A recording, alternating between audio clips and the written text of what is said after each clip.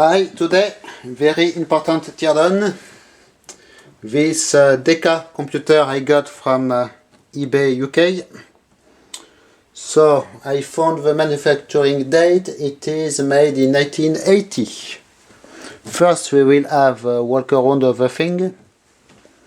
So this is designed to fit in a cockpit with regular ZUS fasteners. We have a display here made with pin lights, 7-segment displays. We will have a closer look at them later.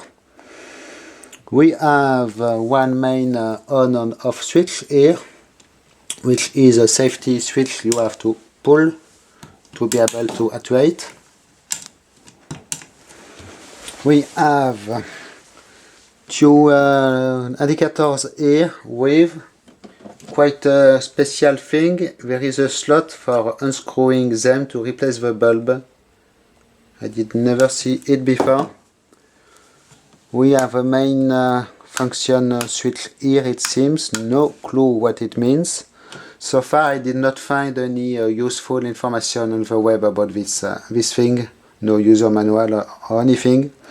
So I guess it is navigation. Yes, it is a navigation computer working with Deca transmitters. So it must compute your pathway between transmitters or something like this. We have a dim button probably for the backlight on the indicators. We have a switch here between CR, land, and CS. So it must have something to do with kind of Deca transmitters you are tracking. This one I have no clue. We have a numerical keyboard here. So these are very nice keys, guys. The plastic caps over them are a little worn out, but really the feeling of this thing is awesome. So I know they can be backlit. So you have here a numerical keyboard for compass directions, and here a lot of function keys. I have no clue. Fixed on variable, maybe set something, vector, waypoint, data, glide maybe, and the other ones no ID. Clear and enter. And it is all for this front piece, this front panel. So before we turn it around, we will directly have a look to this display. In fact, there is this glass, front glass piece. Window can be unscrewed. I must be careful not to scratch anything and make sure I remain in focus with the new camera. So in fact, how does it work? The glass is a real piece of smoked glass here. And we have, excuse me, last one. So this pops right off for replacement of the indicators. We can see some separations here. And this smoked glass is attached with this kind of clip all around. So if I zoom on the devices, we have a number of pin light indicators. So how they work, in fact, they are 7-segment displays, but they are not LEDs, they are small incandescent filaments, just like a regular bulb. And what I can see, in fact, these ones are regular 7 segments, but these ones are not, they are special shape. So probably you can make letters with them. Again, I guess with these two ones you can make north. Not sure, quite well. This one, you have a W, obviously you can make W. So interesting, little, very common in all the aircraft equipment, these things. And as you can see, it can just be pulled to be replaced. And we have a lot of dead codes on the side of them. Yes, they are made in 1980. So this one, for instance, must have been replaced. It is written 84 as a dead code. Okay, I will put back this front glass piece and we will have a look at the back side of the instrument. Okay, back side. We have the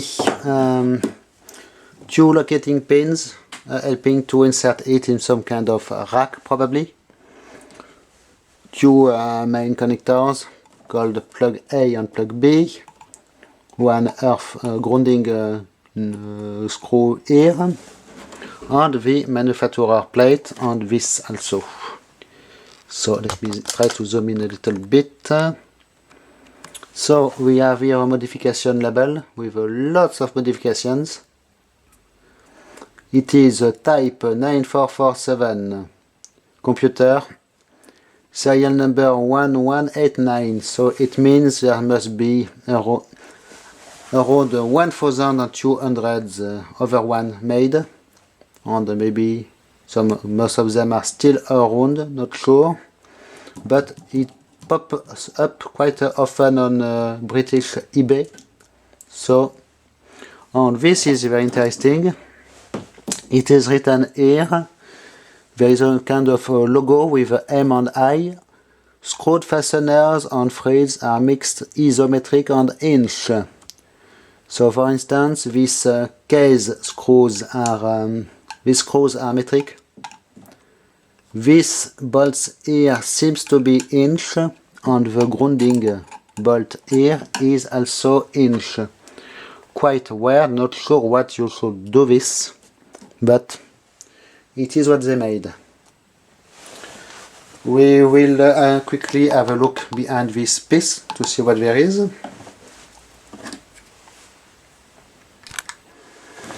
Okay, I did remove the 4 screws, and we have some kind of filter components made by Erier,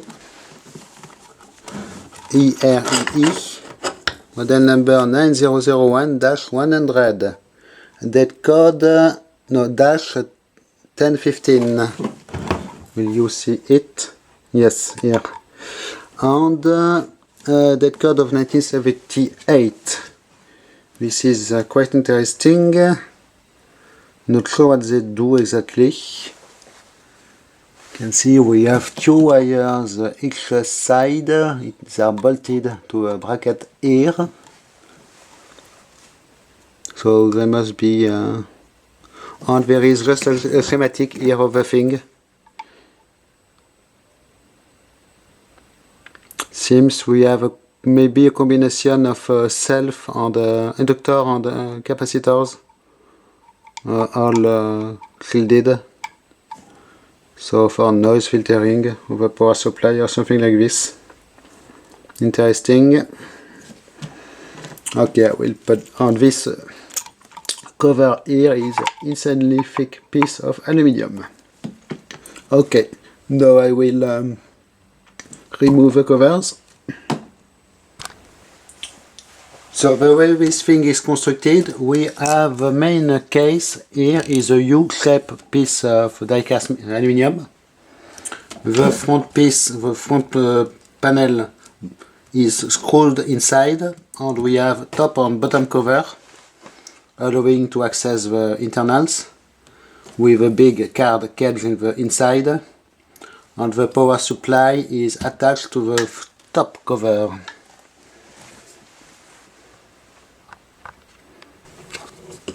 So here we are looking at the top of the instrument.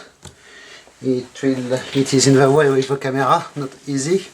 So if I did remove the screw and I can lift off this piece, The wall power supply is attached on this unit with a connector here, and here you can see the motherboard with for the card cage and connector for the front panel.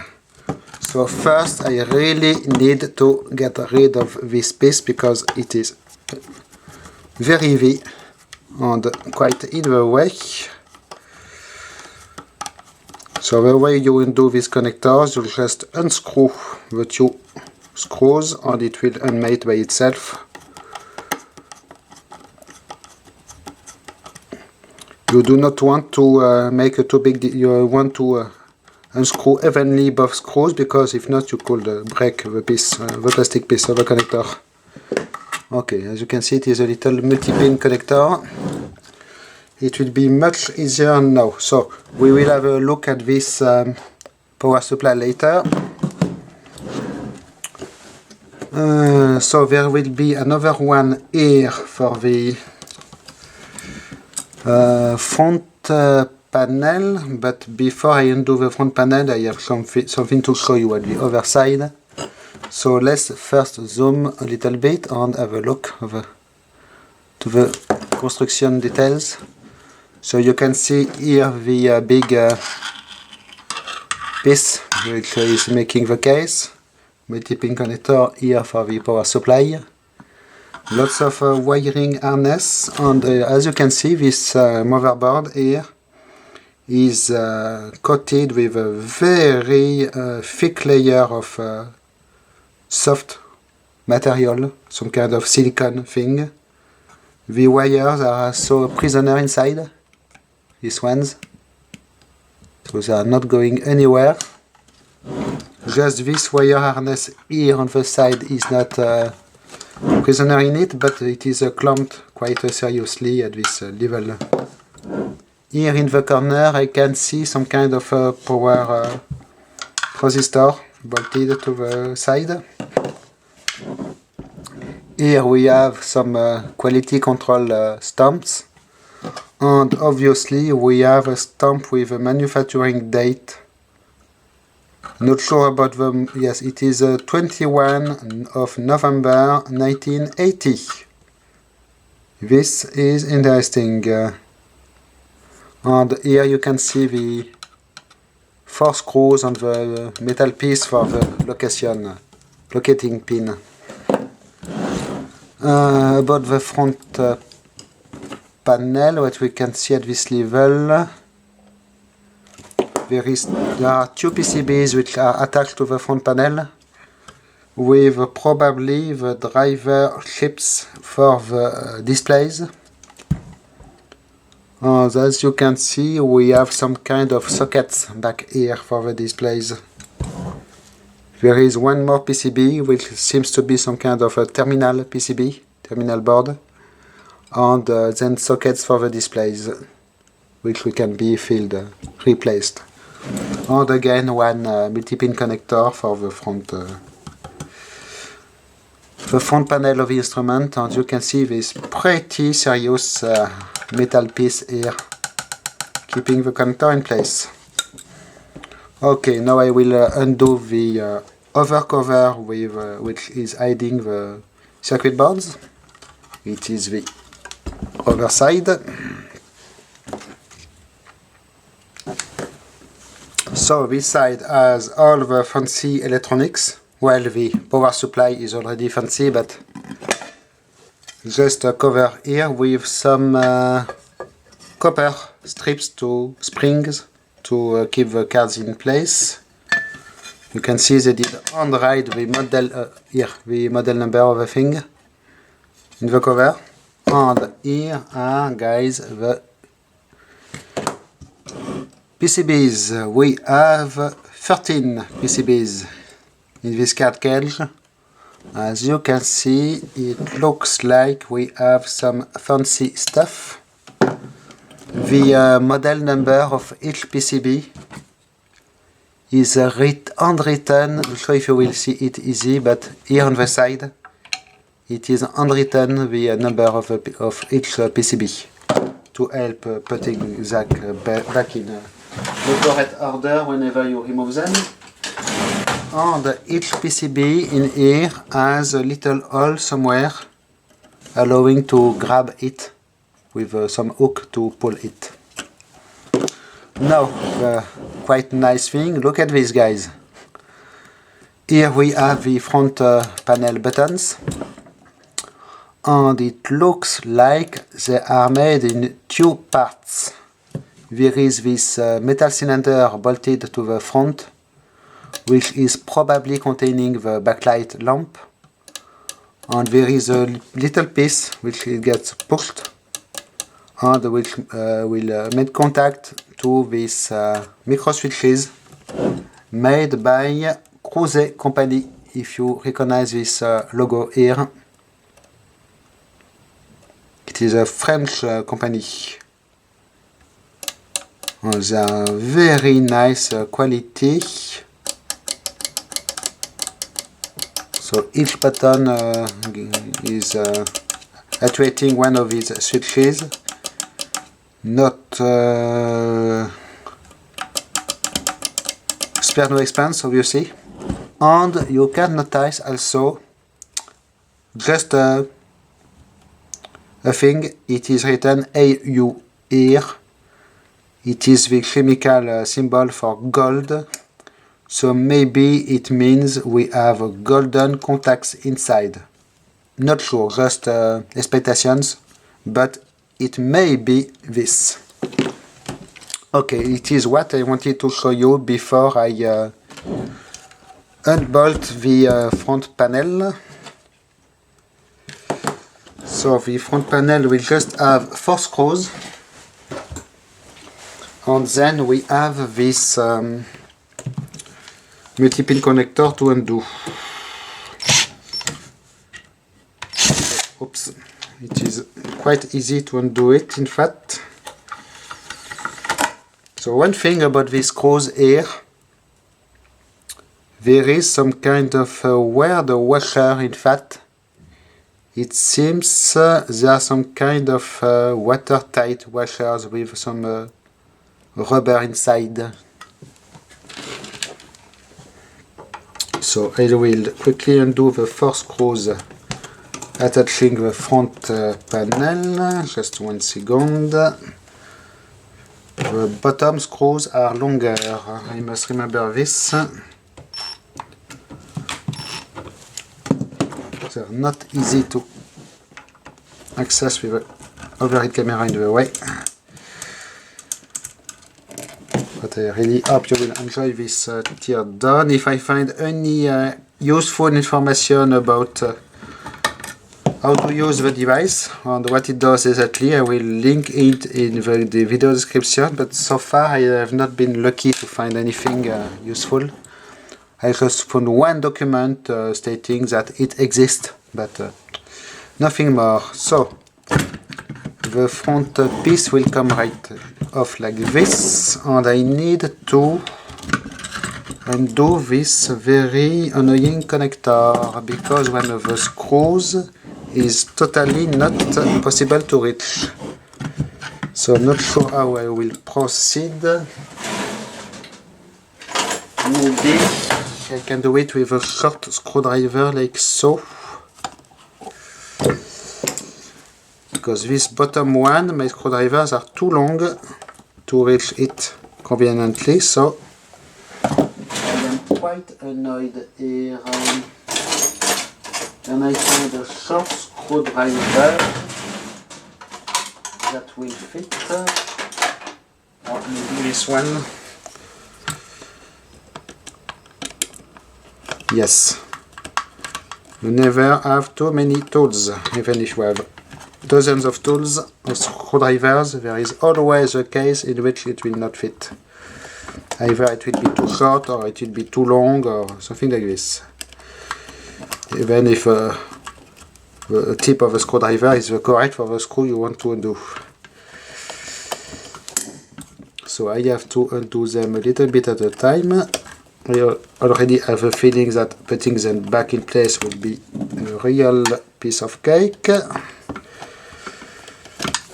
So So this is heavily gold plated connector, guys.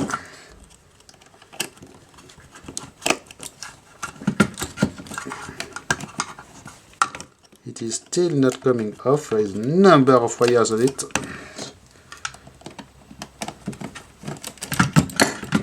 But I think it is almost only for the, yes, the displays, the buttons and the backlight of the keys. Okay, here we are. Not easy at all. So here is what it looks like. We will have a better look at it, well, right now. We will start by this. Then we will have a look at the power supply. And last but not least, the PCBs. So let's do it. I will zoom in a little bit. So here we have the big multi-pin connector. We do not want to break this. The buttons here. We have one here, the main power switch. We have the rotary button here, made by Gray Hill in Lagrange, Illinois. Here we have the other buttons, the little lights here, and here are the wired keys, as you can see. Yes, each one has two wires going to this terminal boards, everything wired in parallel. So yes, it looks like it is the backlight. I have no clue of the voltage we need to apply to this in order to make them work. I will try with 5 volts and we will see. Start with 5 volts at least and we will see if it does anything. But I'm trying to see. No, this I think it is connected independently from the this circuit board, so it must not be an issue. I don't think I can damage anything with connecting power in a random way here. But apart from that, it is not easy to reach these tracks. Yeah, maybe. So let's try to apply power and see what happens. I cannot see anything happening. If I turn off my light, maybe. Oh, it did unconnect, so maybe it is why. And I need to take this one. No, no luck. It is really not easy. Like so.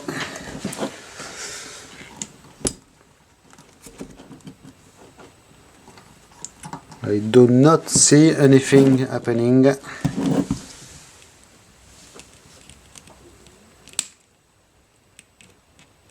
Oh, I had a spark, but maybe... Ah, here we are. At least some of the keys are lighting up.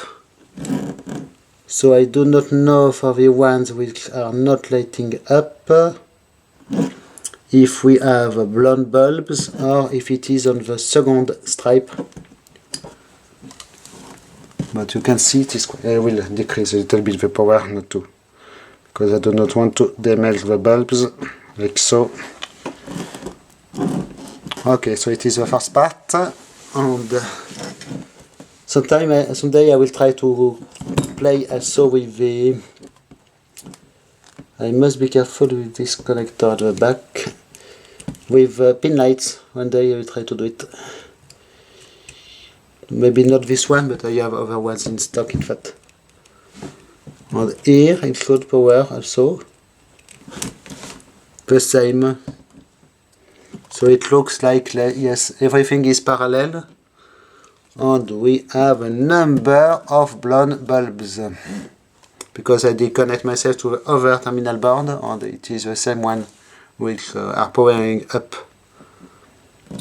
So not sure how you may access the bulbs on these things. Maybe it is just a matter of popping out the front piece, but I don't want to break anything, so I will not try to do it. In fact, I can see in here we have a little screw each time of the piece. So maybe you are supposed to push to undo the screw and it will remove the front piece of the button. I can totally try this with a little precision screwdriver, if I can find anyone. This one. So which bulb was not working? These ones were not working. If I turn this way, I must be very careful with this connector. Yes, it goes right off. It is very tiny, and I was right. It allows to pull the wall button. It is made of an aluminum piece with a plastic cover, and in here we can access the bulb.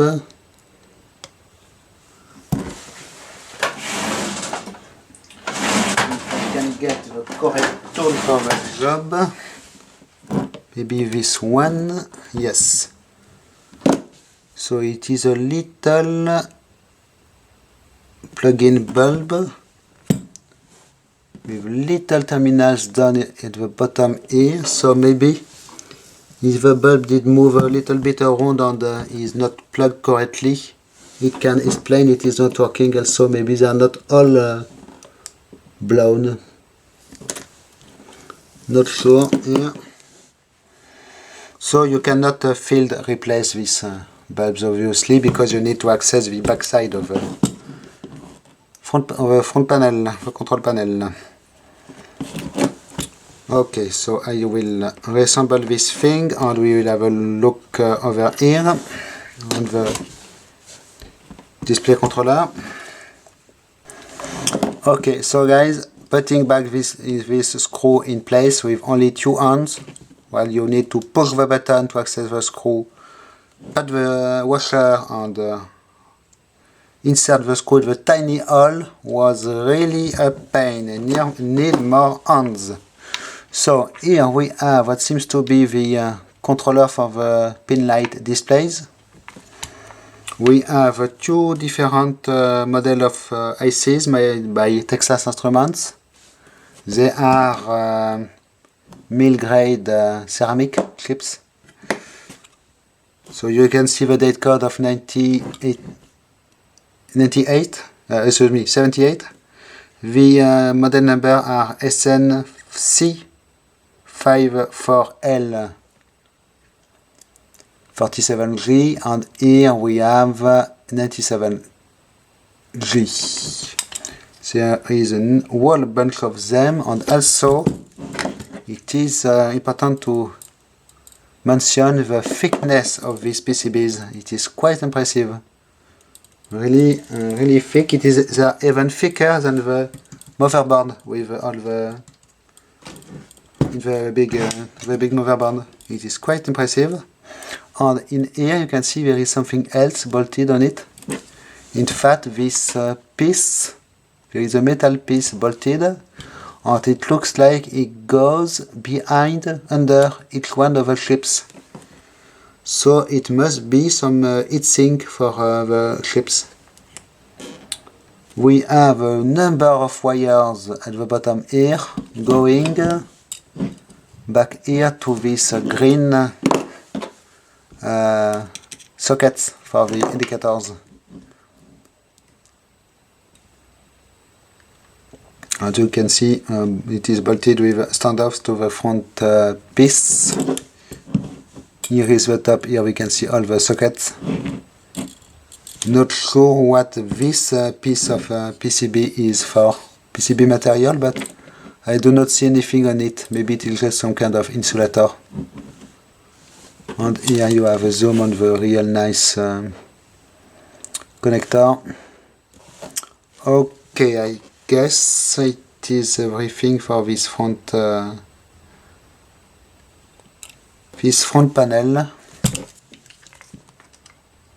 So there are more screws I could undo here, but I need to remove the knobs for this, and I do not think it will show anything interesting.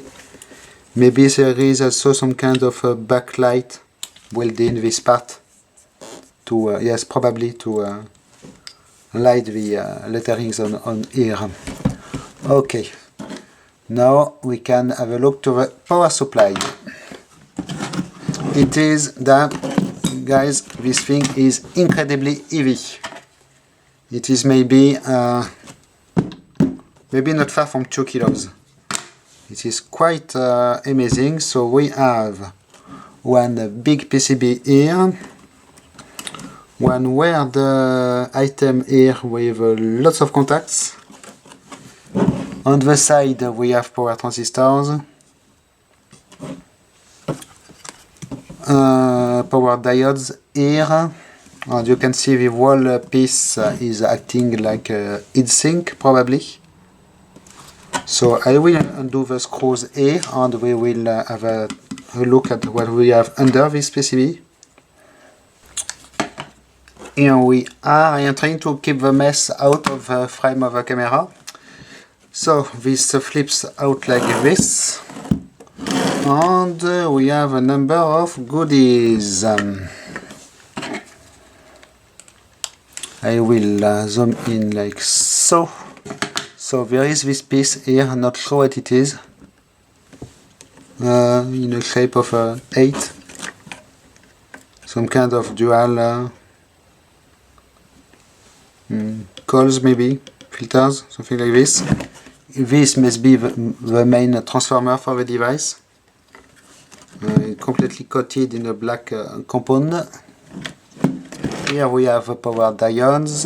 This PCB, on the side we have more black cylinders, and here, according to the lettering, on the other side we must have only capacitors, so I will not bother taking it out. Some passives here, the power transistors here on this very thick bracket, and here on this PCB you can see glass body diodes here. Some probably very nice silver case capacitors, probably very expensive. On more little stuff, we have trim pots here made by Plissey. This is an expensive brand, guys. And quite heavy conformal coating on this PCB, as you can see. Interesting. We have an information here on the transformer 9447, so it is the number, model number of a computer, so it is a dedicated piece for this device. Issue number 7, made probably by WERAD, and there is the lettering is very delicate and it is coming right off. It was written here WRP 1266, and there is some kind of a fiber material here, not sure what it is. I hope it is not asbestos. No, it seems quite solid. So. And here again, the 9447 number, issue number 7, made by WERAD. And I cannot see, yes, at the back here, we have exactly this kind of capacitors of bigger form factor. And it is on, so there is also here a mod record for this power supply assembly, which was not modified, so it is original issue. We have, this is a NATO number. You can Google it, you could find resellers for this part. And there is a serial number here which does not match the serial number of the device. So I do not know if they add this power supply assemblage, maybe add their own serial numbers. It is written here 80W. I do not know if it means it is 80 watt of power or not. Quite interesting. So I will put back this power supply in one piece, and we will have a look now at the most interesting thing, the 13 PCBs. Before we look at the PCB, a quick look at the empty card cage. As you can see, here we have a flat flex connecting the two multi-pin connector to the device with some kind of oxidation in here. So there are really must be early flat flex, as the thing is made in 1980. On the bottom we have the card edge connectors, which are seem to be gold plated, by the way. You can see here the slider rails on the side for each one of the PCB. Here, as I was saying previously, we have handwriting with the number of each board, location of each board, and also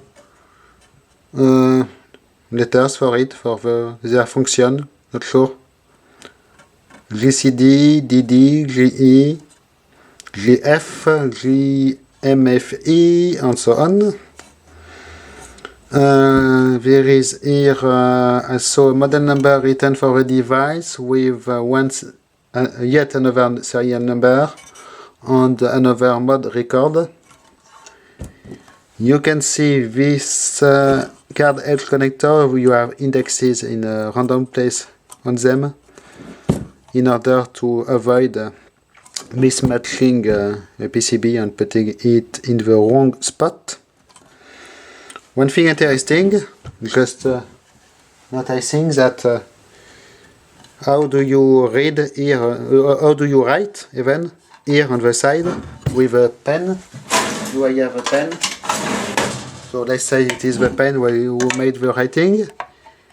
You cannot put the pen in the place, so, and it is really not easy to reach with the hand to write the stuff here. So I wonder how they did this. Probably with a very short pen, but quite a custom-made pen just for the purpose. It is quite well.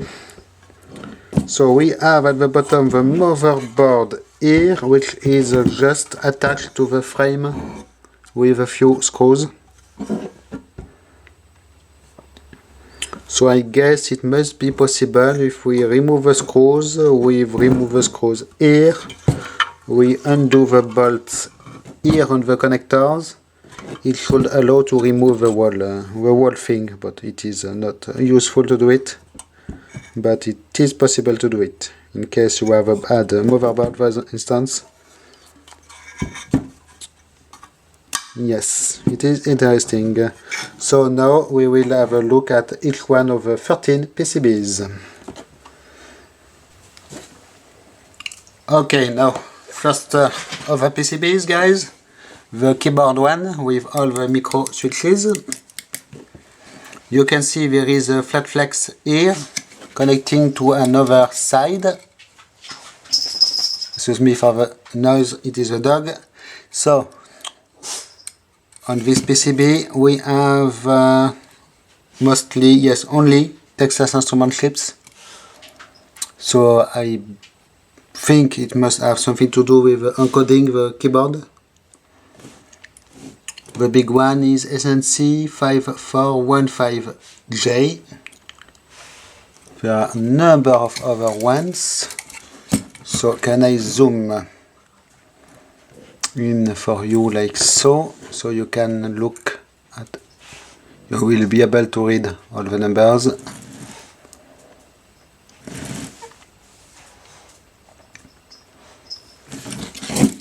And really nice micro switches.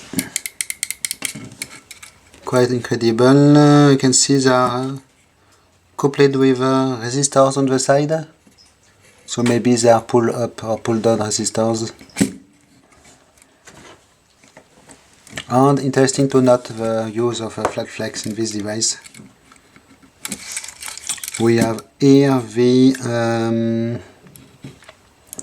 model number written here on the edge, and there is even a spot, yes it is handwritten, serial number. On each PCB you will have a serial number. Quite amazing, and also a NATO number here. It is just insane. And you can see on the side there is this copper springs. Each one of the PCBs have this. It allows a tight fit in the rails of the case. And this one is not keep remaining in place because yes, it did unhook from the other side. So I will need to take care of this before I reassemble this. Second PCB. So this one just have ICs like so. Texas Instruments chips. Still the SNC54 series. I have a date code of 1977 on this one. The other ones are 79, 78. And again, NATO number. Serial number on the board. Okay, this one is not too fascinating. Next one is kind of the same. SNC 5403 54155J. I do not know what they do. They might be early logic chips. Google will tell anyway. Okay, board number 4. Here we have some, it is beginning to show some interesting stuff. We have this, zoom in for you, quartz oscillator. Made in England, 9.6 MHz by SEI. It has its own serial number again.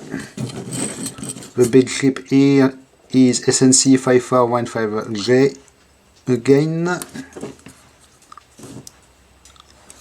They are all made by Texas Instruments, and you can see they are mill grade because they are ceramic, made in 2 parts.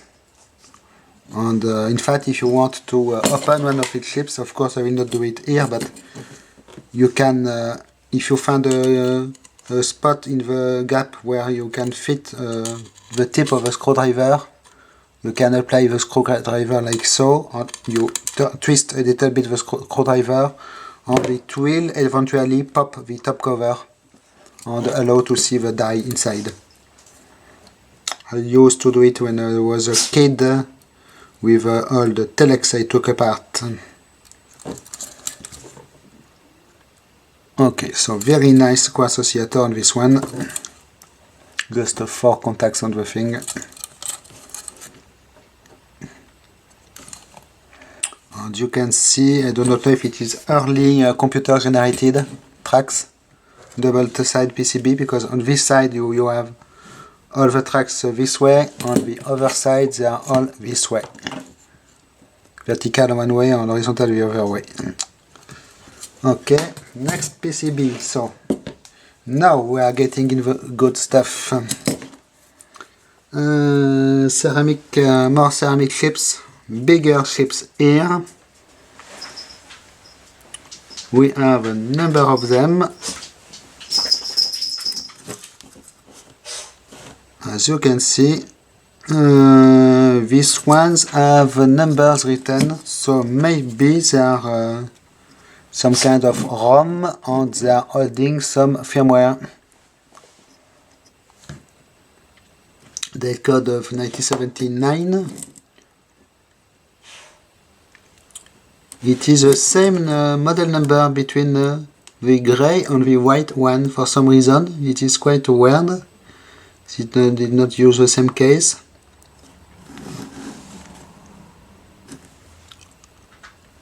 So at least you can see the number of each of them. This must be a resistor network. Quite amazing, this thing. As you can see the very nice conformal cutting over everything. I am already 7 minutes into this video clip. I do not know how long will be this video, but it will probably take years to upload.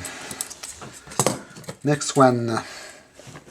Here we have 4 unpopulated spots on the 2 more of these white chips with numbers written on them and some more auxiliary stuff. A Motorola chip here, more Beckman resistor network, and more TI chips. Next, what do we have here? So, not even speaking about these things, but here we have a set of gold chips, and it looks like, is it the AMD logo I see in here? Maybe, and it is the model number starts with AM 91L02, the cover of 1979. Not sure if it is the AMD logo, but they are very nice gold cover chips, as you can see. We have 8 of them. Next PCB, this one. Again the same grey packages, ceramic packages. SNC 54154J here, and again 150J here. Decoupling caps, and still exactly the same construction. Next board, this one will have a lot of bulge wires for some reason. The typical, it is the first bulge I see in this thing, in fact. Maybe it is some of the modification they did made.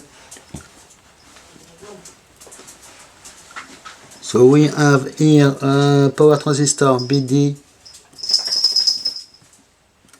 549. Excuse me, I need to remove the annoying thing on the dog. It will be much better. So we have all these bulge wires here, metal glass body diodes, and here we have National Semiconductor logo on these ones. The other are again Texas Instruments.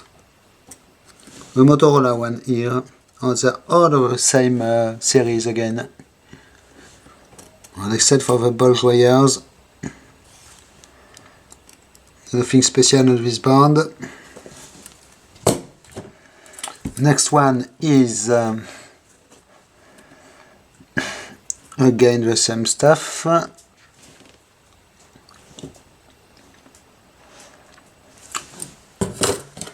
Next one again. But the 2 last boards, guys, are the good ones. Let's start with this one. We have one gold chip here, round op amp LM110 here, and we have this thing, which is written to be an analog devices DAC H10QS. Patent number written here, you can Google it if you want, made in USA. And we have 28 pins on this thing, so it seems it is a very hard material case. Dead code on the side of 79 again, so I think it will not be possible at all to open this. Maybe X-raying this could be interesting. We must have a PCB in fact inside, or maybe it is a hybrid, not sure, and we will not be able to know. A few bulk wires on this PCB also, but this is nice. I do not know what is the purpose of having a DAC in this thing. Seems it must take some data from the computer and turn it into an analog signal for something in the aircraft, maybe. No clue. We have here, you can see the capacitors. There is a little bit of string around it to keep it in place.